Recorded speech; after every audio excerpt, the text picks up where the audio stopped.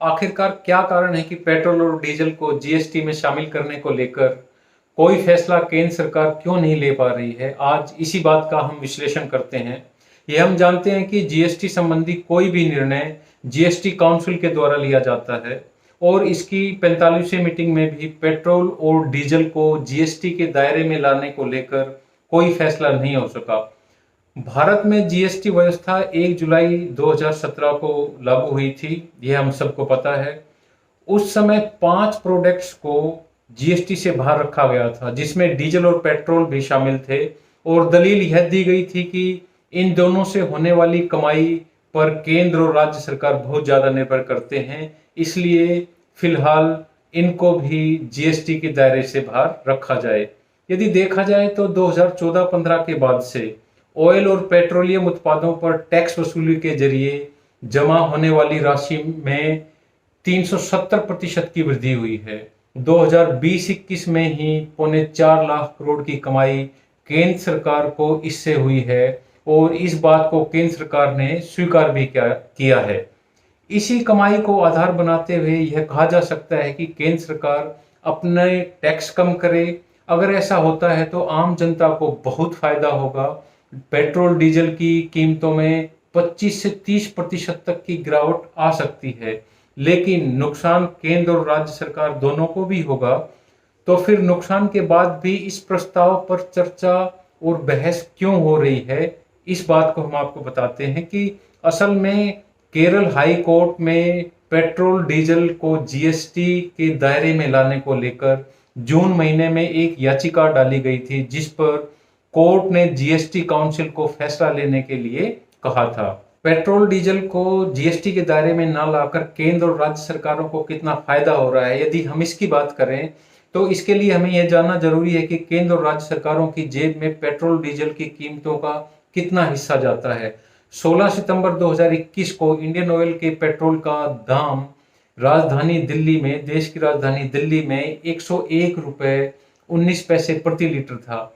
अगर पेट्रोल का price buildup देखा जाए तो जो डीलर्स हैं उनको पेट्रोल 41 रुपए 10 पैसे प्रति लीटर की दर से दिया जा रहा है। इसी पर 32 रुपए 90 पैसे प्रति लीटर की एक्साइज ड्यूटी है और 23 रुपए 35 पैसे प्रति लीटर का वैट जोड़ा गया है। साथ ही 3 रुपए 84 पैसे प्रति लीटर का डीलर कमीशन यदि इसमें लगा दिया जाए तो 1 लीटर पेट्रोल की कीमत बनती है 101 रुपए 19 पैसे।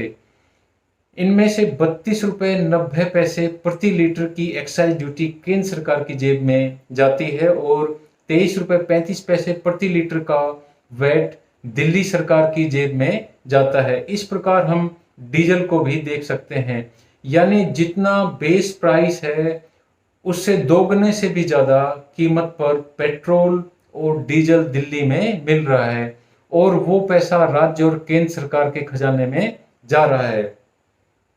अगर पेट्रोल और डीजल को जीएसटी के दायरे में लाया जाए तो पेट्रोल 28 रुपए और डीजल 25 रुपए तक सस्ता हो सकता है। अभी देश में कई जगहों पर पेट्रोल 110 रुपए और डीजल 100 रुपए प्रति लीटर के पार पहुंच चुका है, लेकिन ऐसा होने पर राज्यों के राजस्व में घाटा होता है। यही कारण है कि कई राज्य इसका विरोध भी कर रहे हैं।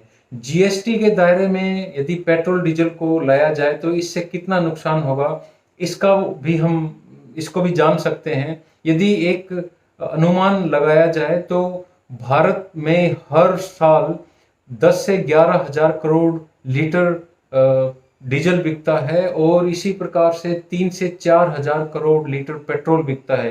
यदि दोनों प्रोडक्ट्स को हम मिला लें तो लगभग 14 हजार करोड़ लीटर डीजल पेट्रोल बिकता है। मान लीजिए इस पर 1 रुपए ही राज्यों ने वैट लगाया तो आसानी से इस बात को आप समझ लेंगे कि होने वाले नुकसान का अंदाजा क्या हो सकता है।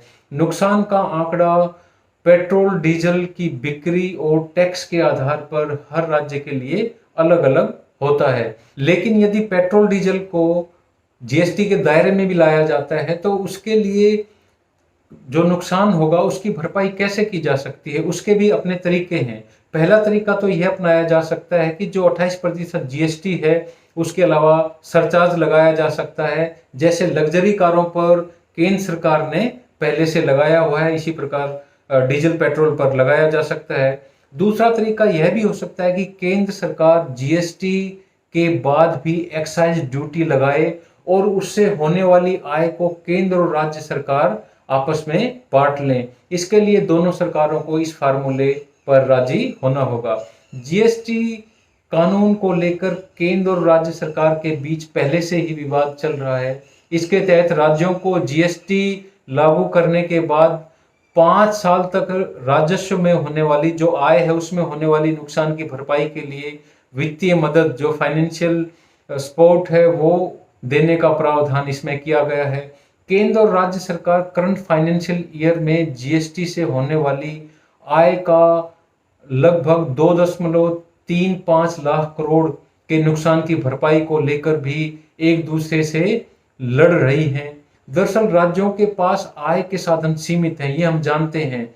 मुख्य तौर पर शराब और पेट्रोलियम प्रोडक्ट्स, ये दो टैक्स सबसे ज्यादा आय का जरिया राज्यों के पास है। ऐसे में पेट्रोल डीजल पर सरकार जो भी फैसला ले उसमें राज्यों और केंद्र दोनों के हितों का ख्याल रखना जरूरी होगा। साथ ही ये भी तय करना होगा कि आम जनता की जेब भी ढीली न हो। आखिर में कुल मिलाकर यह कहा जा सकता है कि पेट्रोल डीजल को जीएसटी के दायरे में लाना मुश्किल है। राज्य सरकार अपने कर लगाने की शक्ति को छोड़ना नहीं चाहती और न ही केंद्र सरकार छोड़ना चाहती है।